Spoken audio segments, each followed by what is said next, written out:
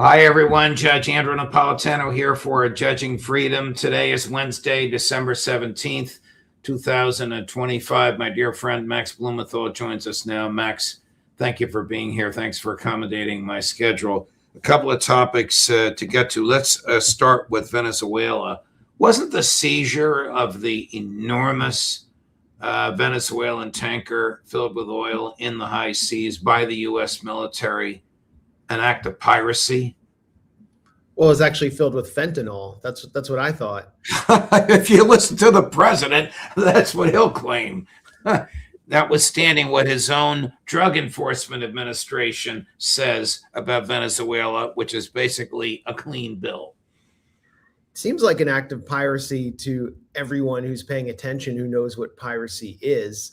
And it wouldn't have been the first act of piracy and outright theft by the U.S. regime of Venezuelan assets. The U.S. regime used a arcane alter ego legal mechanism to steal Venezuela's most profitable international asset in Citgo, just completely stole it and then plundered the money to fund the coup plotting Venezuelan opposition. Nicolas Maduro's personal airliner was stolen by the Biden administration. And now Trump is announcing a complete blockade of Venezuela, which is an act of war, and the theft of Venezuelan oil from tankers, which he says are sanctioned or illegal. And you have the kind of spook community claiming some kind of legitimacy to this action and asserting, actually, an expert said this in Reuters, that when the US does it, it's not piracy. And to call it piracy is merely rhetoric. But the idea that this is legitimate is based on the U.S. sanctioning during the first Trump administration, Venezuela's entire oil sector.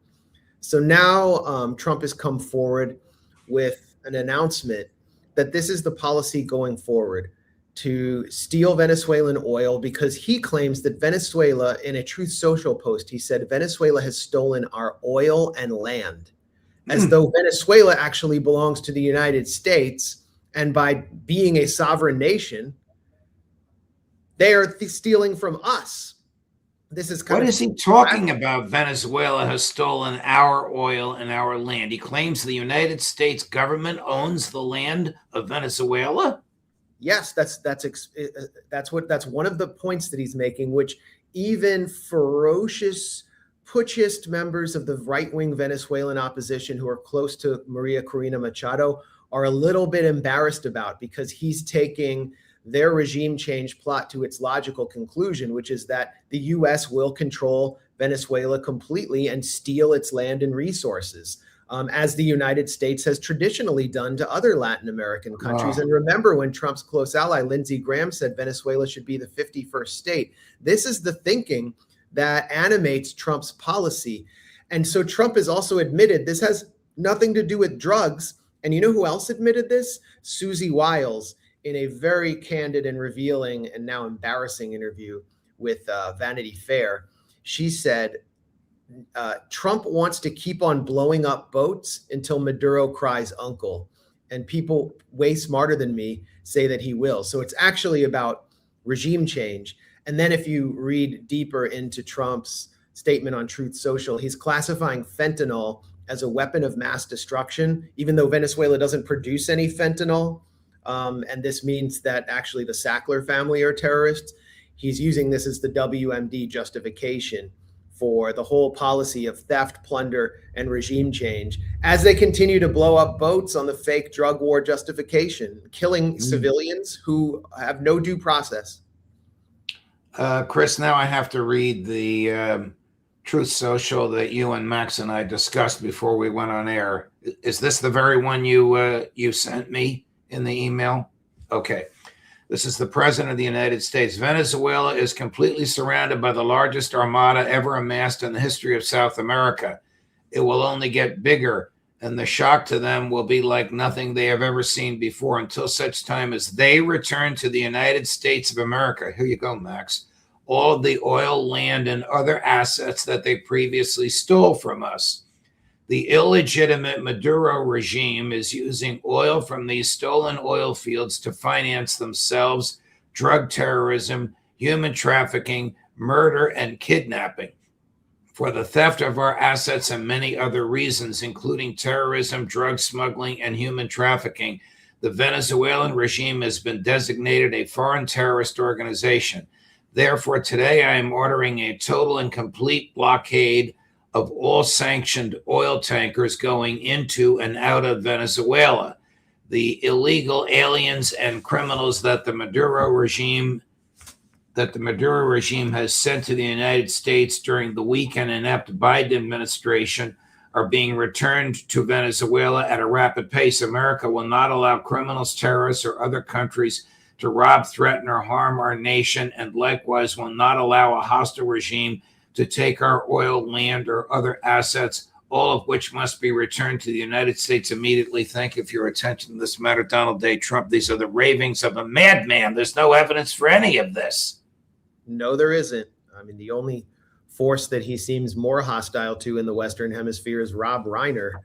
This is a deeply deranged individual who is having his strings pulled by a zealous, ideologically extreme fifth column in South Florida that is obsessed with regime change.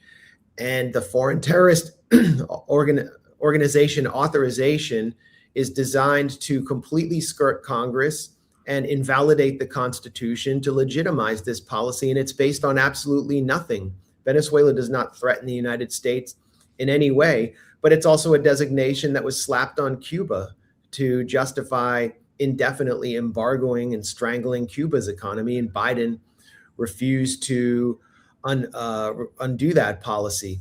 So an act of war is being declared by Donald Trump. When you blockade a country unilaterally and announce a complete cordon sanitaire around the country's borders so that no resources can go in or out, you are declaring war on that country. And now the Trump administration is seeking a pretext for a straightforward military conflict with Venezuela that will have disastrous consequences. If you want to talk about human trafficking, narco cartels, it will unleash civil war. I mentioned before, there was this war game back in 2019 overseen by someone named Douglas Farah, who appears to be some US intelligence asset, very, very closely aligned with the neoconservative camp, had produced many papers for Western intelligence aligned think tanks like the Institute for National Security Studies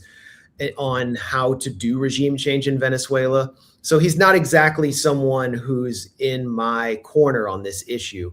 And he determined that in a US war with Venezuela, it would unleash a conflict with no end and no possible means of stopping the conflict, something that would be like the Colombian Civil War on steroids. So you hear these characters like Elliot Abrams or the former US fake ambassador to Venezuela, James Story. They're out there promoting this lie that Venezuela is not like Libya or Iraq at all. You don't have these sectarian religious divides. This society has a history of democracy, but they completely ignore the Colombian example in which the US unleashed a civil war through its interventions and meddling starting in the 1950s. Well, doesn't China buy most of its oil from Venezuela? They probably have a reserve. What happens when they need oil and Trump won't let ships get through the Panama Canal? Well, that's a great question. I mean, China gets a lot of oil from Iran as well, and China's assisting Iran through infrastructure. They may be selling anti-aircraft weapons and helping Iran on various other financial levels. When I was in Iran, I saw that all the construction equipment was from China. Their future was heavily propelled by China, but Venezuela is far away. And that's partly why Trump is behaving so aggressively to Venezuela. Russia is pinned down in Ukraine, and both China and Russia watched as Syria fell. There may have been very little they could do, but Russia had to redeploy many of its strategic bombers and forces that it was using to protect Syria from regime change back to its own front lines to defend against Ukraine's onslaught.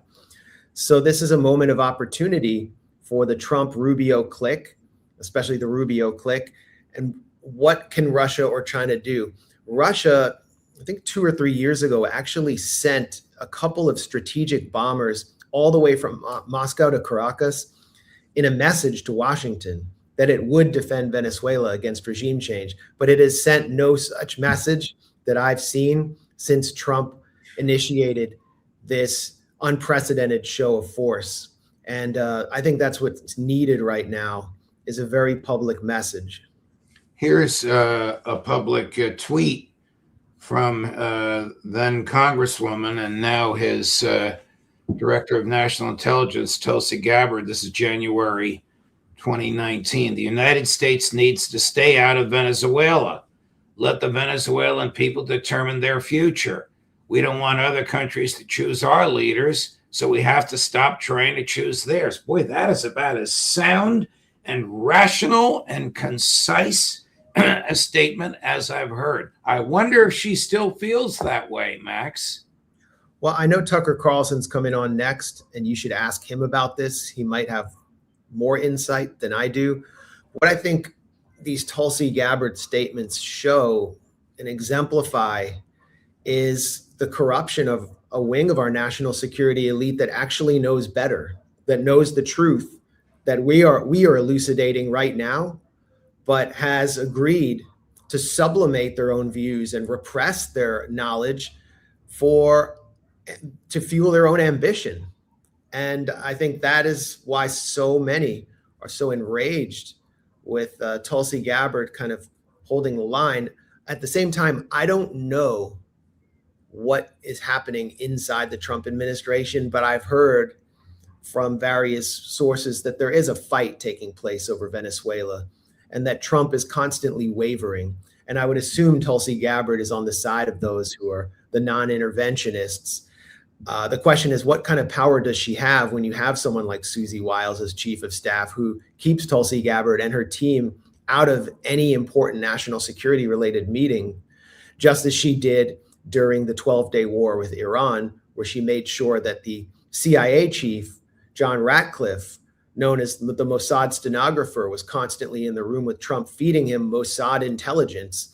It feels like the same dynamic is at play, where Rubio is controlling everything Trump sees and hears about Venezuela, and the Tulsi faction is frozen out. This is a brilliant analysis of the dysfunctional government that we have right now. They're probably whispering into his ear that nickname that he despises, Taco. Trump often chickens out, or Trump always chickens out, something like that, because there's no greater insult for him than to think that he chickens out. But he has no basic principles, no set of values. It is almost literally whoever is whispering in his ear last is determining what he's doing. Does anybody take seriously the allegations that Nicolas Maduro is the head of a drug cartel masquerading as the president of Venezuela? Does anybody take that seriously? Does even Lindsey Graham believe that? Nobody believes that. I mean, with Susie Wiles' comments to Vanity Fair, with Trump's Truth Social post, if you follow any of the leaders of the Gusano industrial complex, like Representatives Maria Elvira Salazar or Carlos Jimenez, who are helping drive this policy, they always mention drugs as an afterthought. And it's all about either political control, geopolitics, or in Trump's case, oil. I mean, we're talking about $1.7 trillion in oil reserves at a time when global capitalism is in crisis. And Donald Trump is ushering in a new era without institutions, without the mirage of a rules-based order. It is simply turn of the century, high colonial era gangster capitalism with Palantir levels of command and control. And that's what Trump is doing to Venezuela. Let's switch gears, Max, to this remarkable document that you and I have reviewed, which was filed either yesterday or earlier today by Julian Assange, accusing the Nobel Peace Prize people of committing crimes. What is this all about? Indeed. This is remarkable. It's an explosive document, and it took someone with the integrity and credibility of Assange, who was effectively tortured, persecuted, and hounded and smeared for a decade by the US regime as a political prisoner, to call out Maria Corina Machado. And it took a mind like Assange's to analyze the rules and structure of the Swedish and Norwegian Nobel Committee and Nobel Prize process in countries that in a country, Sweden primarily, that participated heavily in his persecution, to produce this kind of explosive legal brief accusing the Nobel Committee of crimes. They have violated their own stated rules on who is eligible for the Nobel Prize. The rules require that these are people who oppose the increase in standing armies, who are campaigning for peace, and who are pushing diplomacy. And Maria Corina Machado contravenes all of those rules in the most explicit, unprecedented way in Nobel history, with the possible exception of Theodore Roosevelt, who was granted the Nobel Prize despite his warmongering in the Western Hemisphere. And the Nobel Committee on its own website says that it gave that prize to Theodore Roosevelt to curry favor with Washington because the Scandinavians were hungry for soft power. They're doing it with Maria Corina Machado, a veteran coup plotter who has actually called on Netanyahu and Israel to invade Venezuela to install her into power. They're doing that with her for the same reason. And who nominated her for the prize? It was Marco Rubio, the US Secretary of State. So clearly this is about soft power. But as we illustrate, Wyatt Reed and myself in our analysis that we published at the Gray Zone, there are also serious conflicts of interest between the Nobel Prize Committee and the Venezuelan opposition that I can explain in a minute. But Assange nails the committee for violating its own rules, as well as violating the Rome Statute, which created the International Criminal Court. The Rome Statute is enshrined into Swedish domestic law, and Sweden's foreign ministry claims to take seriously the Rome Statute. Everything Maria Corina Machado has done and is doing violates the Rome Statute and has already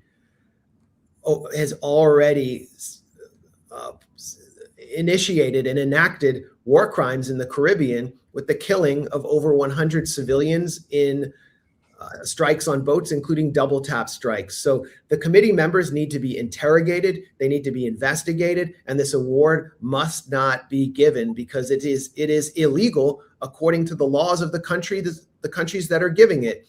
Once again, the institutions have no credibility. The rules-based order is unmasked for everyone to see. It's a continuation of the Gaza genocide, illustrating how hollow this transatlantic liberal international order is. And it's all perfectly distilled into this legal brief authored by Julian Assange. What happens now? I mean, is this the functional equivalent of a criminal complaint? Is somebody going to be charged with violating Swedish law?